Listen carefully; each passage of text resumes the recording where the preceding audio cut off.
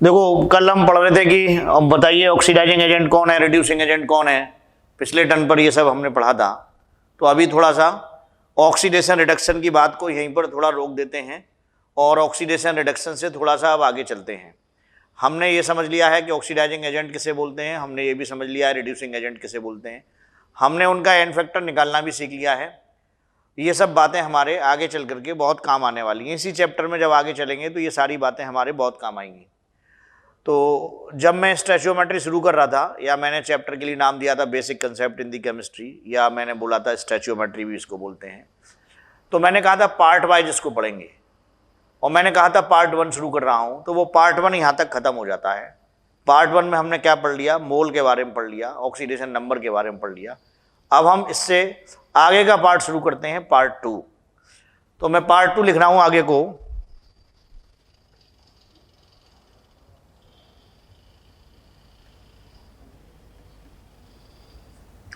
और पार्ट 2 में शुरू करते हैं कंसंट्रेशन। पार्ट 2 में कंसंट्रेशन शुरू करते हैं। और कंसंट्रेशन की जो डेफिनेशन है वो इस तरीके की है। मैं एक क्वेश्चन दे रहा हूं पहले। 8 ग्राम NaOH present in 500 millilitre solution. फिर दूसरा एक क्वेश्चन दे रहा हूं। 8 ग्राम NaOH प्रेजेंट इन 8 ग्राम, काट देता हूं मैं इसे, 8 ग्राम नहीं, 500 ग्राम वाटर। तो इसमें हमें कुछ कैलकुलेशन करनी है, लेकिन कैलकुलेशन करने से पहले यहां पर एक टर्म आया है सॉल्यूशन। तो हम इस सॉल्यूशन को समझना चाहते हैं। पहले तो बहुत ही सिंपल है, 9th 10th में भी आप पढ़ करके आए, फिर भी सॉल्यूशन के बारे में मैं कुछ बातें बोल रहा हूं। सॉल्यूशन मिक्सचर होता है और इसमें एक कंपोनेंट सॉल्यूट रहता है और दूसरा कंपोनेंट सॉल्वेंट रहता है। सॉल्यूट और सॉल्वेंट की हम कैटेगरी बना लेते थे। सॉल्यूट उसको बोलते थे जिसका अमाउंट कम है और सॉल्वेंट उसको बोलते थे जिसका अमाउंट ज़्यादा है। तो सॉल्यूट के लिख रहा हूं लेसर अमाउंट, जो कम अमाउंट में मौजूद होता था। सॉल्वेंट के लिए लिख रहा हूं मोर अमाउंट, जो ज़्यादा अमाउंट में मौजूद होता था। ठीक है, बड़ा आसान है सब। कौन कम अमाउंट में होगा, कौन ज़्यादा अमाउंट में होगा। एक एग्जाम्पल लिखे देता हूं। 1/2 kg sugar in 1 kg water. तो मैं कह सकता हूं कि शुगर क्या है, सॉल्यूट है, और वाटर क्या है, सॉल्वेंट है। अब ये जो 2 क्वेश्चन मैंने दिए हैं, इन क्वेश्चन पर आ जाता हूं, दोनों क्वेश्चन पर आ जाता हूं। पहले वाले क्वेश्चन में हमको एक कैलकुलेशन करनी है और वो कैलकुलेशन ये है, calculate number of NaOH present in 1 liter solution। NaOH के नंबर चाहिए, कहाँ चाहिए, 1 लीटर सॉल्यूशन में चाहिए। हमें किसी केमिकल स्पीशीज के अगर नंबर निकालने होते थे तो उस केमिकल स्पीशीज के हमको मोल चाहिए होते थे। तो NaOH के हमें नंबर चाहिए, तो हम NaOH के मोल निकालेंगे। यानी हमको चाहिए मोल NaOH इन 1 लीटर, ये चाहिए हमें। हम मोल NaOH निकाले लेते हैं 500 मिलीलीटर सॉल्यूशन, W/M फॉर्मूला लगाया, W 8 है, M NaOH का 40 होता है, तो 1/5 हो गया। ये हमने NaOH के मोल लिखे 500 ml सोल्यूशन में, W/M लगाया। ये वेट किसका है? NaOH का वेट है। NaOH का वेट कहाँ पर है?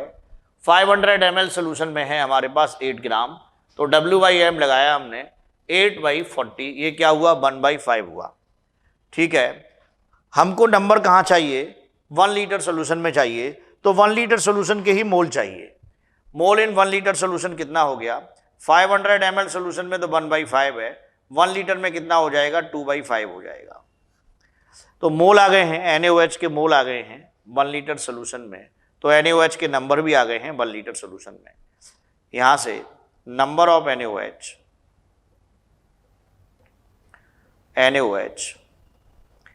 इन 1 लीटर सोल्यूशन कितना हो गया? 2/5 इंटू Na क्या? एवोगैड्रो नंबर, ये हो गया। अब दूसरे वाले क्वेश्चन में 8 ग्राम NaOH present in 500 gram water है ये, तो इसमें भी मुझे एक कैलकुलेशन करना है। कैलकुलेशन मेरा ये है, calculate number of NaOH in 1 kg water, ये चाहिए। तो मुझे क्या चाहिए? पहले मोल of NaOH in 1 kg water, ये चाहिए। NaOH के मोल चाहिए 1 kg वाटर में। मेरे पास mole of NaOH in 500 gram water ये है, ये था 8 ग्राम NaOH है 500 ग्राम वाटर में, तो W/M लगाऊंगा, मोल चाहिए NaOH के, W/M लगाऊंगा, तो ये हो गया W/M। W कितना था इसका? 8 था, M कितना था? 40 था, 1/5 हो गया। NaOH के मोल आ गए, 500 ग्राम वाटर में NaOH के मोल आ गए। हमको 500 ग्राम में नहीं चाहिए, 1 kg में चाहिए, तो 1 kg में आ गए, कितने इसके डबल हो गए? 2/5। फिर मैंने number of NaOH in 1 kg water 2/5 into Na, ये कर लिया, इतने नंबर आ गए।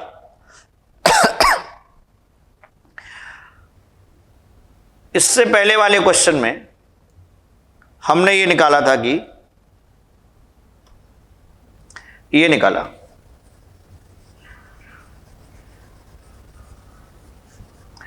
और अगले वाले क्वेश्चन में हमने ये निकाला।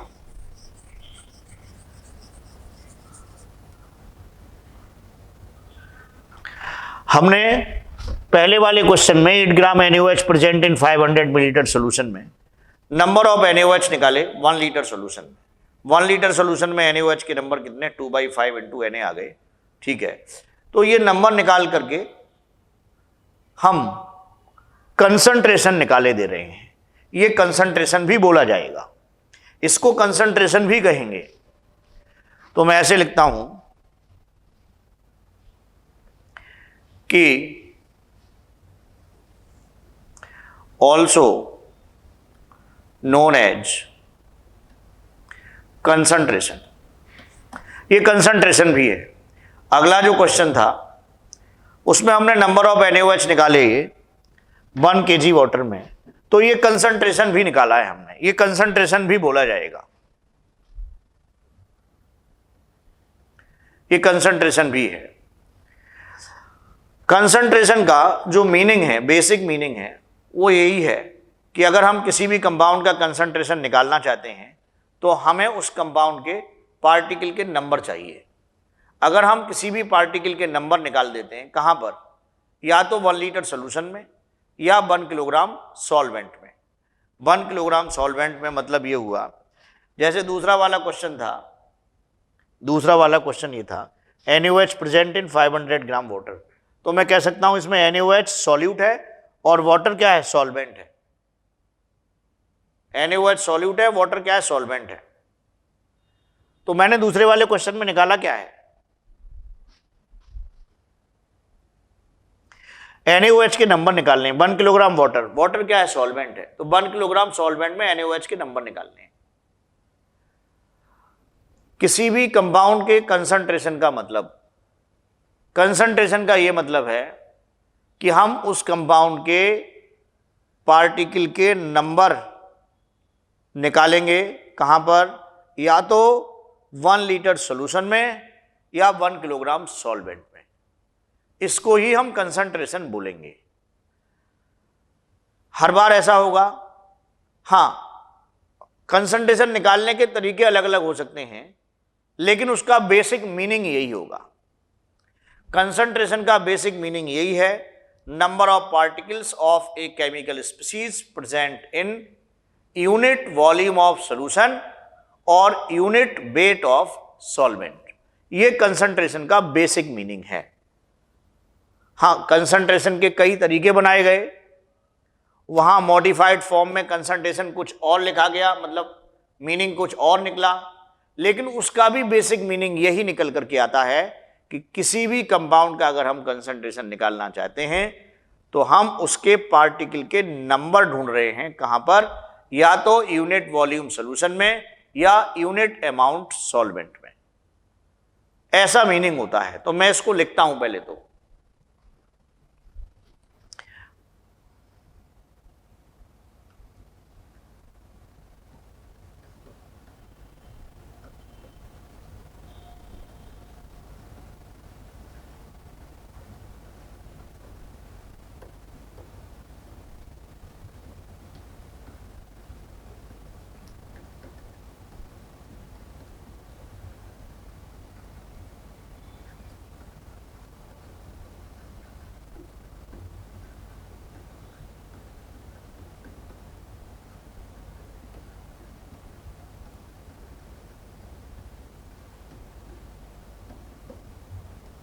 ये लिखा है मैंने, कंसंट्रेशन का मीनिंग लिखा है, number of particles of A compound present in unit volume of solution और यूनिट अमाउंट ऑफ सॉल्वेंट। इसको हम कंसंट्रेशन कहेंगे। ये जो डेफिनेशन है कई बातों को समझने में काम आएगी, लेकिन कभी कंसंट्रेशन जब हम कैलकुलेट कर रहे होंगे, किसी क्वेश्चन में कंसंट्रेशन कैलकुलेट करवाया गया होगा, तो हम ऐसे नहीं निकाल रहे होंगे। मीनिंग यही होगा, बेसिक मीनिंग कंसंट्रेशन का यही होगा। लेकिन ये जो डेफिनेशन मैंने लिखी है यहां पर, मतलब ये है मेरा कि इस डेफिनेशन को हम कई बातों को समझने में यूज करेंगे। डायरेक्ट कैलकुलेशन कभी हमें इस फॉर्म में करना पड़े ऐसा क्वेश्चन नहीं आता है। वो तो मैंने समझाने के लिए यहां कैलकुलेशन सभी किया है, और क्वेश्चन आ जाए तो हम निकाल ही देंगे, कोई दिक्कत नहीं है। हमसे कोई पूछेगा इस पार्टिकल के नंबर बताइए, 1 लीटर सोल्यूशन में बताइए, 1 किलोग्राम सॉल्वेंट में बताइए, कहीं भी बताइए, तो हम क्या करेंगे, मोल निकालेंगे और मोल को किस में बदल देंगे, नंबर में बदल देंगे, कोई दिक्कत नहीं है हमको। हाँ, ये कंसंट्रेशन की जो बेसिक डेफिनेशन हमने बनाई है ये हमें कई बातें समझाएगी। कंसंट्रेशन की फिर कुछ मॉडिफाइड फॉर्म बनी, कुछ और फॉर्म बनी जिनको हम डायरेक्ट कैलकुलेट करते हैं।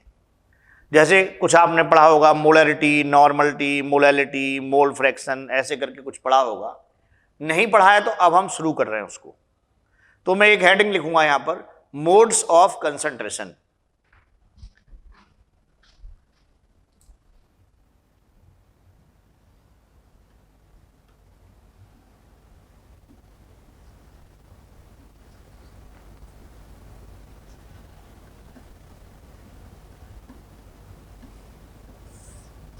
Modes of concentration.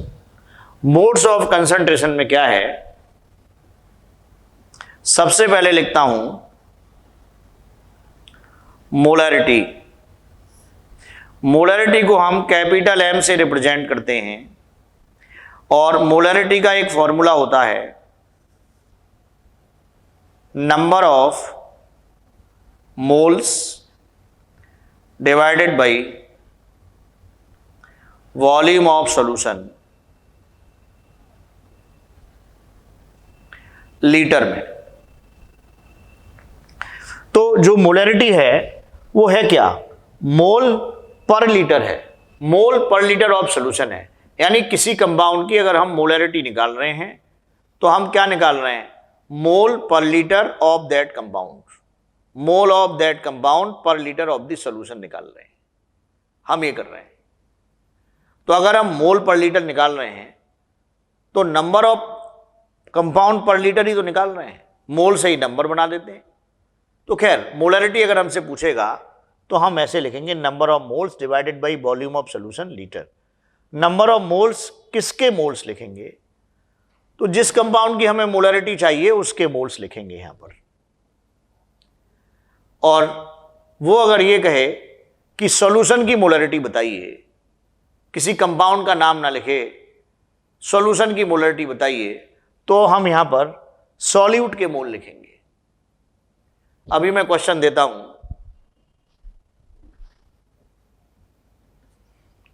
8 gram NaOH, मैं वही क्वेश्चन रिपीट कर रहा हूं, इज प्रेजेंट इन 200 मिलीलीटर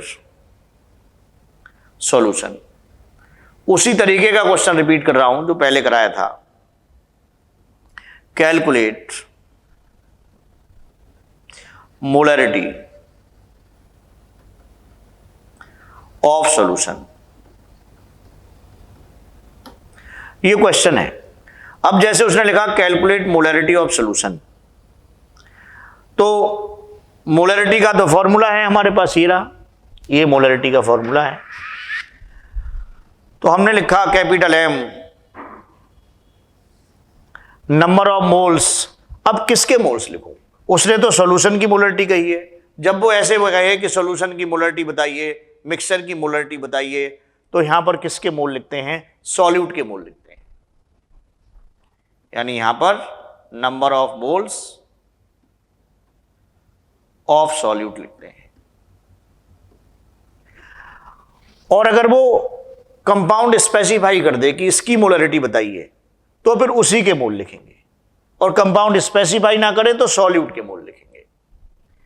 अब यहां पर तो उसने कहा मोलैरिटी ऑफ सॉल्यूशन, तो सॉल्यूशन की मोलैरिटी में तो कुछ इसने ऐसा कहा नहीं कि NaOH की मोलैरिटी बताइए या इसमें कुछ और भी मौजूद होगा तो उसकी मोलैरिटी बताइए, ऐसा कुछ कहा ही नहीं है उसने।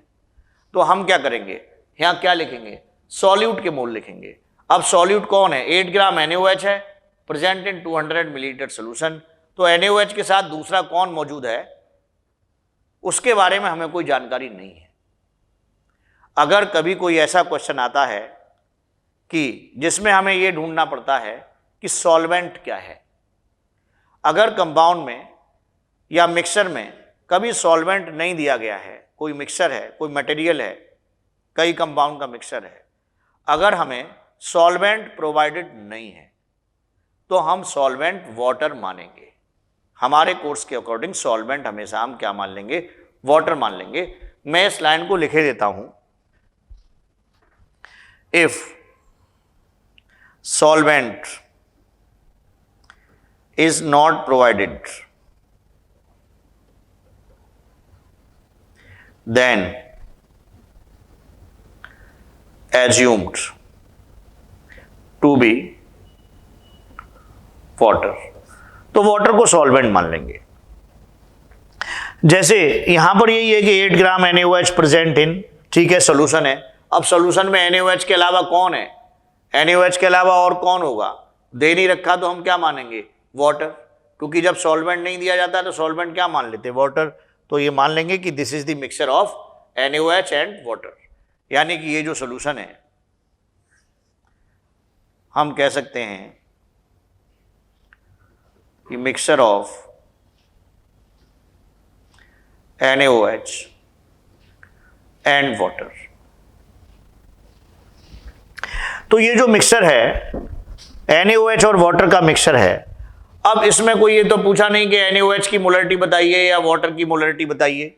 अगर वो कहता है NaOH की मोलरिटी बताइए तो यहाँ NaOH के मोल लिखने होते, वो कहता वाटर की मोलरिटी बताइए तो यहाँ वाटर के मोल लिखने होते, लेकिन उसने ऐसा कुछ कहा ही नहीं।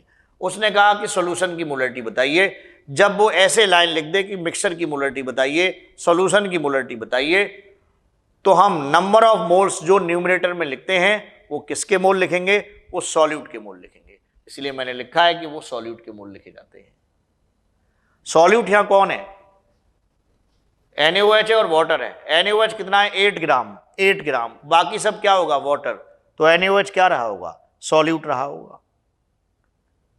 NaOH सॉल्यूट रहा होगा तो सॉल्यूट के मोल लिखेंगे। यहां पर कितने हो गए?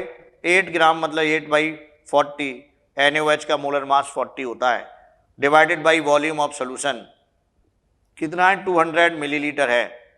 200 मिलीलीटर है तो मैंने 200 लिख दिया, लेकिन ये लीटर में लिखना होता था तो इंटू 1000 कर दिया। ये यहां पर मोलरिटी आ गई है, और मोलरिटी कितनी वैल्यू आ गई है? 8/40 इंटू 5, तो कितना हो गया? 1। मोलरिटी आ गई 1। ठीक है, ये मोलरिटी की वैल्यू 1 आई।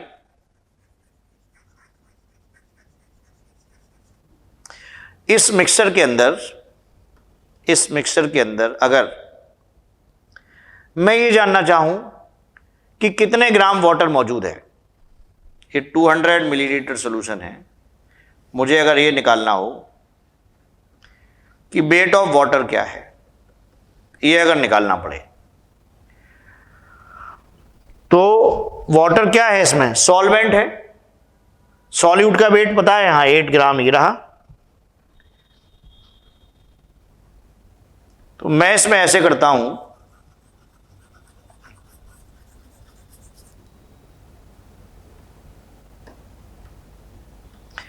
कि ये जो भी मिक्सचर है, जो भी ये मिक्सचर है, वो NaOH और वाटर का है। NaOH इसमें 8 ग्राम है और बाकी सब वाटर है। तो क्या टोटल वेट मालूम है हमें? नहीं, टोटल वेट नहीं मालूम है, लेकिन टोटल वॉल्यूम मालूम है 200 मिलीलीटर। तो अगर टोटल वॉल्यूम मालूम है तो टोटल वेट भी मालूम है। कैसे? अगर वॉल्यूम से वेट पर जाना चाहते हैं तो डेंसिटी की जरूरत होती है, और डेंसिटी उसने दे नहीं रखी है। जब डेंसिटी नहीं दी जाती है तो हमने पढ़ा था कि डेंसिटी 1 ग्राम पर ml मान लेते हैं। ये मैंने आपको पहले ही बता दिया। डेंसिटी दे नहीं रखी है तो 1 ग्राम पर ml मान लेंगे। तो मैं ये लिख सकता हूं कि weight of solution equals to volume 200, density 1 gram per ml करके 200 ग्राम आ रहा है। डेंसिटी हमने कितनी मान ली है इसमें? 1 ग्राम पर ml मान ली। तो ठीक है, कोई परेशानी नहीं है। तो टोटल वेट कितना हो गया है? 200 ग्राम है, और सॉल्यूट का वेट कितना है? 8 ग्राम है। तो वाटर का वेट कितना है? 192 ग्राम है।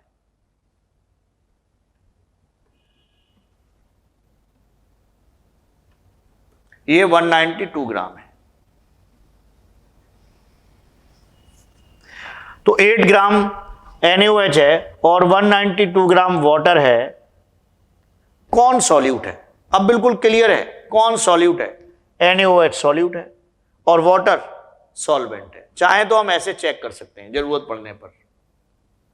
कभी वॉल्यूम दे रखा है, हमें वेट की जरूरत है, हमको डेंसिटी चाहिए, और डेंसिटी हमें नहीं दी है, तो 1 ग्राम पर ml मान करके अपना काम चलाते रहते हैं। ठीक, क्या निकल गई यहां पर? हमें मोलरिटी निकालनी थी तो मोलरिटी निकल गई 1। मोलरिटी का क्या फॉर्मूला लिखा? हमने ये लिखा है। तो मैं मोलरिटी का फॉर्मूला एक बार फिर लिखता हूं।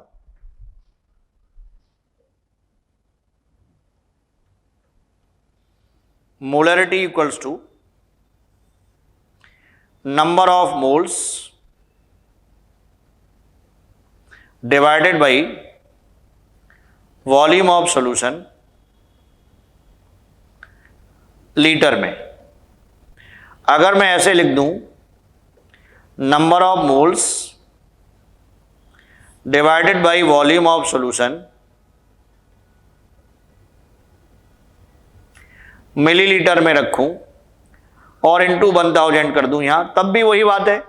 जैसे ये लीटर में लिखना है और मिलीलीटर में दे रखा हो तो मिलीलीटर को लीटर में कैसे बदलेंगे, मिलीलीटर डिवाइडेड बाई 1000, तो ये मिलीलीटर में लिखा हुआ है और डिवाइडेड बाई 1000 कर दिया है।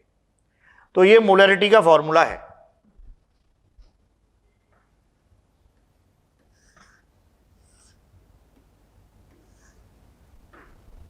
और जब ये क्लियर ना हो कि किसकी मोलरिटी निकालनी है तो हम यहां किसके मोल्स लिखते हैं, सॉल्यूट के मोल लिख देते हैं। ऐसा हमको करना पड़ता है। ठीक है, मैं अगला क्वेश्चन देता हूं।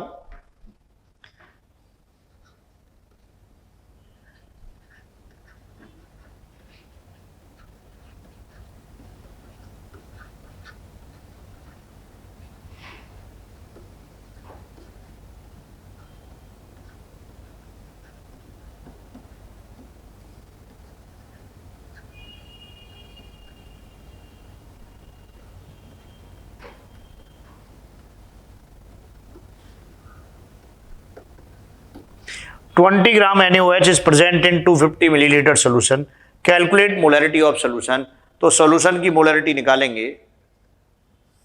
नंबर ऑफ मोल्स फॉर्मूला ये है, नंबर ऑफ मोल्स किसके लिखेंगे, सॉल्यूट के लिखेंगे। सॉल्यूट इसमें है कौन, NaOH है, 20 ग्राम है, बाकी सब क्या होगा, वाटर रहा होगा। तो 20 डिवाइडेड बाई मोलर मास 40, और वॉल्यूम कितना दे रखा है, वॉल्यूम दे रखा है 250 ml।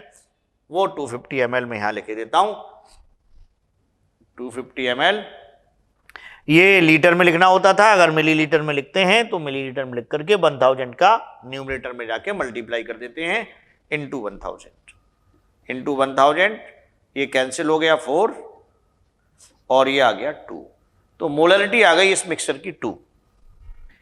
फिर मैं अगला क्वेश्चन देता हूं और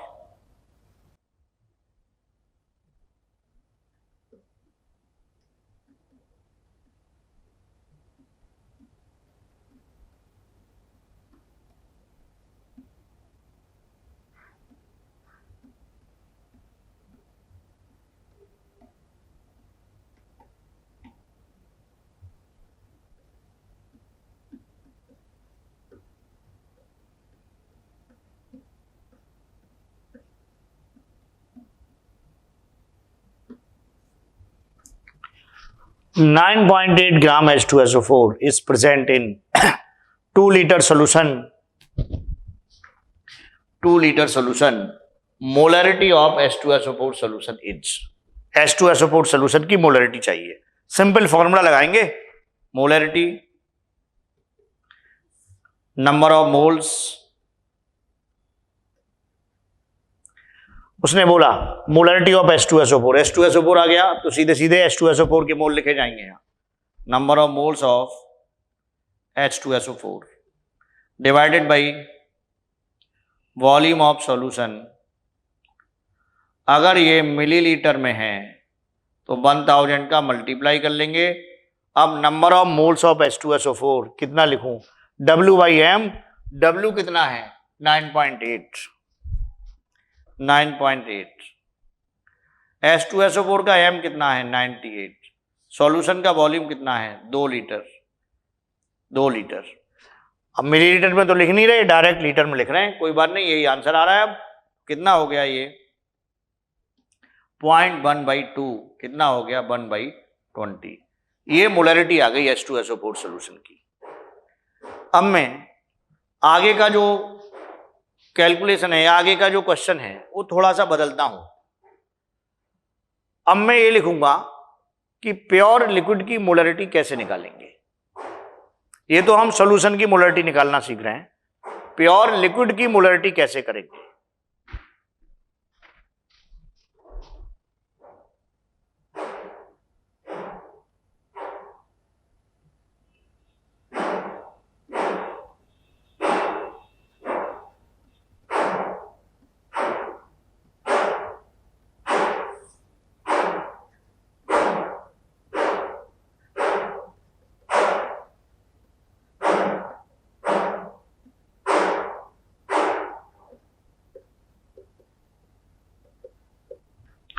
मैंने लिखा है molarity of pure liquid.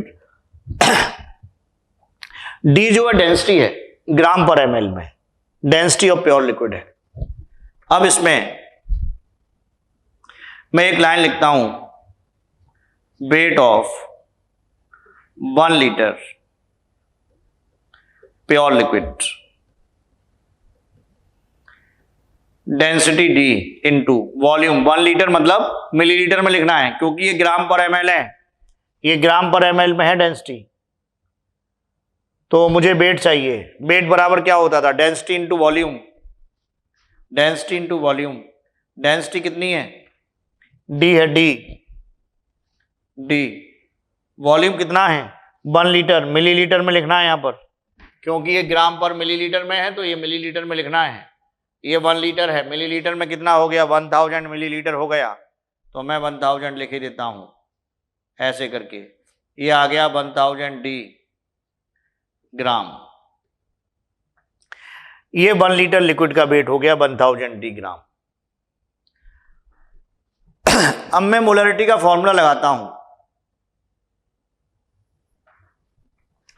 Number of moles, ऊपर लिखे जाएंगे नंबर ऑफ मोल्स, नीचे लिखा जाएगा वॉल्यूम ऑफ सॉल्यूशन। मिलीलीटर में लिख रहा हूं तो 1000 का मल्टीप्लाई करूंगा। देखो ये नंबर ऑफ मोल्स लिखा जाना था, ये नीचे वॉल्यूम ऑफ सॉल्यूशन मिलीलीटर में लिखा जाना था, 1000 का मल्टीप्लाई कर दिया। यहां कोई सॉल्यूशन नहीं है, यहां तो एक प्योर लिक्विड है, तो ठीक है प्योर लिक्विड है तो जो भी वॉल्यूम होगा वो लिख देंगे, और यहां उस लिक्विड के मोल लिख देंगे, क्योंकि यहां सॉल्यूट सॉल्वेंट जैसा तो कुछ है ही नहीं, एक ही कंपाउंड है, तो उसी कंपाउंड के यहां मोल लिखे जाएंगे और उसी कंपाउंड का यहां वॉल्यूम लिखा जाएगा। जैसे मैं मान लेता हूं कि वॉल्यूम मैंने वी लीटर लिया, वी लीटर, तो volume we litre, V volume we लिखे देता हूं, लीटर में है तो ऐसे ही डायरेक्ट लिखे देता हूं, 1000 का मल्टीप्लाई नहीं करूंगा, क्योंकि मिलीलीटर में होता है तो 1000 का मल्टीप्लाई करूंगा, लीटर में होगा तो ऐसे ही डायरेक्ट लिखूंगा। लिक्विड का वॉल्यूम वी लीटर है तो उसका वेट कितना होगा, उसका वेट कितना होगा, वी लीटर का वेट ये हो जाएगा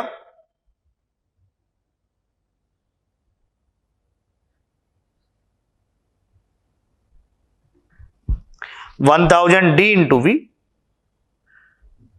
1 लीटर का वेट कितना है, 1000 डी ग्राम, तो वी लीटर का वेट कितना हो जाएगा, 1000 डी इंटू वी। ये क्या लिखा है, ये वेट लिखा है, वेट, और यहां क्या लिखना था, यहां मोल लिखने थे, तो वेट को मोल में कैसे बदलेंगे, weight divided by molar weight करेंगे, weight divided by molar weight या मोलर मास। केमिस्ट्री में वेट और मास एक ही बात होती है, V से V कैंसिल, क्या आया 1000 D divided by molar mass. ये एक फॉर्मूला बन गया। किसी भी प्योर लिक्विड की अगर आपको मोलरिटी निकालनी हो, आप डायरेक्ट ये फॉर्मूला लगा दीजिए। हाँ ये ध्यान रखिए कि डेंसिटी की वैल्यू यहां जो लिखी जाएगी वो ग्राम पर लीटर या ग्राम पर मिलीलीटर, कौन सी लिखी जाएगी, ग्राम पर मिलीलीटर लिखी जाएगी, कोई और ना लिख देना, ग्राम पर मिलीलीटर लिखी जाएगी। तो मैं लिखे देता हूं, डी क्या है, ये ग्राम पर मिलीलीटर है, ये जो डेंसिटी है यहां ये ग्राम पर मिलीलीटर है, और ये मोलरिटी का फॉर्मूला हो गया है, प्योर लिक्विड की मोलरिटी का फॉर्मूला हो गया है ये।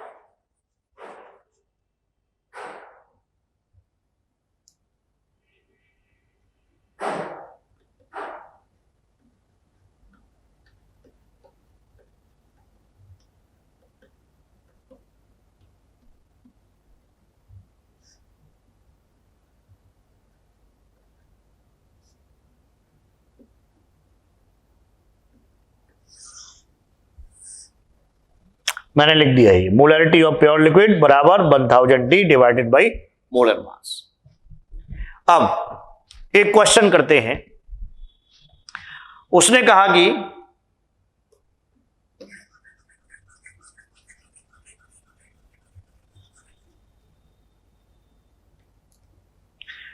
कैलकुलेट डेंसिटी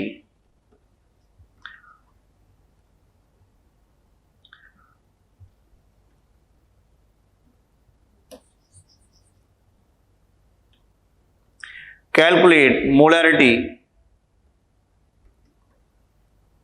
of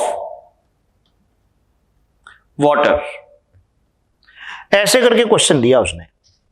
अब कोई डेटा नहीं दिया गया, वाटर की मोलरिटी बताइए, कहां बताइए, कुछ नहीं मालूम। इसका मतलब क्या है, वाटर प्योर रहा होगा, कोई मिक्सचर तो है नहीं। कह रहा है कैलकुलेट मोलरिटी ऑफ वाटर। अब उसने नहीं कहा calculate molarity of water in this mixture. इसका क्या मतलब निकलेगा, calculate molarity of water, water की मोलरिटी वाटर में ही बताइए, यानी ये प्योर लिक्विड है, प्योर लिक्विड की मोलरिटी चाहिए। इस बार मिक्सर नहीं है, इस बार सिर्फ वाटर है, उसकी हमें मोलरिटी चाहिए। फॉर्मूला हमारे पास ये है प्योर लिक्विड की मोलरिटी का, तो हम जो है फॉर्मूला लगा देंगे। मोलरिटी 1000, डेंसिटी कितनी होती है 1, मोलर मास ऑफ वाटर कितना है 18, और ये कितना आएगा 55.5 आएगा। भाई वाटर की डेंसिटी क्या होती है 1 gram per ml, 18 molar mass होता है, 55.5 आएगा।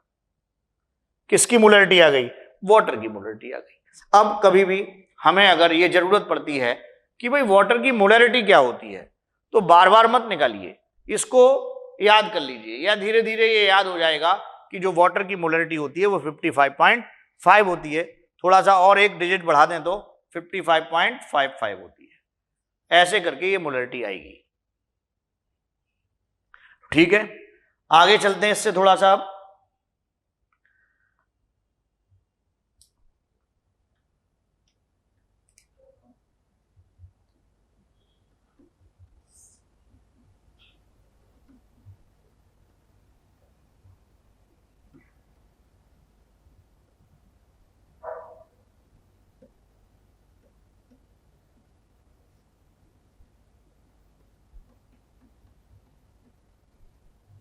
हमने मोलरिटी का फॉर्मूला फिर लिख दिया। नंबर ऑफ मोल्स की जगह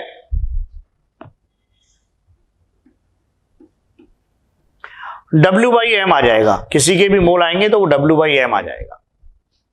देखो मोलरिटी के फॉर्मूले में क्या क्या टर्म आ रहे हैं। मोलरिटी के फॉर्मूले में मोल आ रहा है, मोलरिटी के फॉर्मूले में वॉल्यूम आ रहा है। न्यूमरेटर में मोल है, डिनोमिनेटर में वॉल्यूम है। मोल किस पर डिपेंड करेगा, वेट पर डिपेंड करेगा, W/m वेट पर। डिनोमिनेटर में ये वॉल्यूम है। मैं आपसे ये कहूं कि क्या वॉल्यूम टेम्परेचर पर डिपेंड करता है, तो जवाब क्या आएगा कि हां वॉल्यूम टेम्परेचर पर डिपेंड करता है। गैस का वॉल्यूम तो बहुत ज्यादा टेम्परेचर पर डिपेंड करता है, लिक्विड और सॉलिड का भी वॉल्यूम टेम्परेचर बदलने से बदल जाया करता है। हाँ, उसमें लिक्विड और सॉलिड के वॉल्यूम में टेम्परेचर बदलने से जो चेंज आता है वो नेग्लिजिबल होता है, वो इतना कम होता है कि वो हमें दिखाई नहीं देता। लगभग हमें लगता है कि वॉल्यूम वही है, सेम रहा है, लेकिन ऐसा नहीं है। हर बॉडी के वॉल्यूम में टेम्परेचर बदलने से चेंज आया करता है। और हो सकता है 9th-10th में आपने पढ़ा हो कि अगर किसी टेम्परेचर पर वॉल्यूम V है, अगले टेम्परेचर पर वॉल्यूम कुछ और है, VT है, VT अगले टेम्परेचर पर, और पहले वाले टेम्परेचर पर वॉल्यूम V0 है, तो एक फॉर्मूला हुआ करता था VT बराबर V0 1 + अल्फा × ΔT। अगर आपने नहीं पढ़ा है तो ये आप फिजिक्स में पढ़ेंगे। टेम्परेचर बदलने से हर बॉडी के वॉल्यूम में चेंज आता है। हाँ, किसी में कम आता है, किसी में ज्यादा आता है। तो मेरे कहने का मतलब है, क्या टेम्परेचर बदलने से वॉल्यूम बदलेगा? हाँ बिल्कुल बदलेगा, चाहे कम बदले चाहे ज्यादा बदले, लेकिन वॉल्यूम टेम्परेचर डिपेंडेंट होता है। और इसी वजह से मैं कह सकता हूं कि molarity is temperature dependent unit, यानी मोलैरिटी टेम्परेचर पर डिपेंड करती है। इसका कोई यूज करेंगे हम क्या? ना, कोई यूज नहीं करेंगे। हमसे कोई क्वेश्चन पूछेगा कि भाई ये बताइए क्या मोलैरिटी टेम्परेचर पर डिपेंड करती है, तो हम उसको जवाब देंगे कि हाँ, मोलैरिटी टेम्परेचर पर डिपेंड करती है। बस ये बात यहीं से शुरू हुई और यहीं खत्म हो गई, कोई इसका और एप्लीकेशन नहीं आएगा।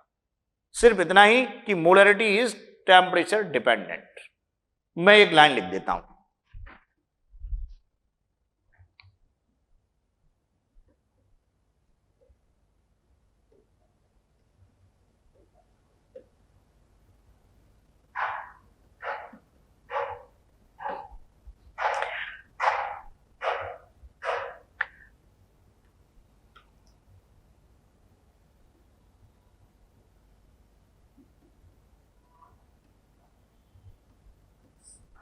अगला टर्म अब पढ़ेंगे हम मोलैलिटी, और मोलैलिटी को स्मॉल m से रिप्रेजेंट करेंगे। मोलैलिटी को कैपिटल M से रिप्रेजेंट कर रहे थे और मोलैलिटी को स्मॉल m से रिप्रेजेंट करेंगे। मोलैलिटी का फॉर्मूला लिखता हूं, small m equals to number of moles of solute divided by weight of solvent kg में, या molality equals to number of moles of solute divided by weight of solvent gram into 1000। Formula उसी तरीके का है। Molarity में numerator में क्या आता था? Number of moles. डिनोमिनेटर में क्या आता था? सॉल्यूशन का वॉल्यूम। यहां थोड़ा चेंज है। फॉर्मूले में, मोलैरिटी के फॉर्मूले में न्यूमरेटर में क्या आता है? Number of moles. हाँ, एक अंतर है, वहां नंबर ऑफ मोल्स किसी का भी हो सकता था, सॉल्यूट या सॉल्वेंट, जिसकी मोलैरिटी पूछी गई हो उसके नंबर ऑफ मोल्स हो सकते थे। यहां कंफर्म है कि नंबर ऑफ मोल्स किसका लिखा जाएगा? सॉल्यूट का लिखा जाएगा। और डिनोमिनेटर में क्या लिखा जाएगा? वॉल्यूम नहीं लिखा जाएगा, यहाँ वेट ऑफ सॉल्वेंट लिखा जाएगा। वेट ऑफ सॉल्वेंट किसमें? किलोग्राम में। तो एक तरीके से मोलैलिटी का क्या मीनिंग है? मोलैलिटी का मीनिंग है number of moles of A compound present in 1 kilogram solvent. यही मतलब निकल रहा है। इस फॉर्मूले का अगर मतलब निकालेंगे तो क्या मतलब निकलेगा? Number of moles of solute present in 1 kilogram of solvent. ये इस फॉर्मूले का मीनिंग निकलेगा। हाँ, अगर वेट किलोग्राम में ना लिखना हो, ग्राम में लिखना हो, तो 1000 का मल्टीप्लाई करना पड़ेगा। तो मोलैलिटी का फॉर्मूला ये है, मोलैलिटी का फॉर्मूला वो था। अब इससे आगे की क्लास अब आगे होगी, नेक्स्ट टर्न पे पढ़ेंगे।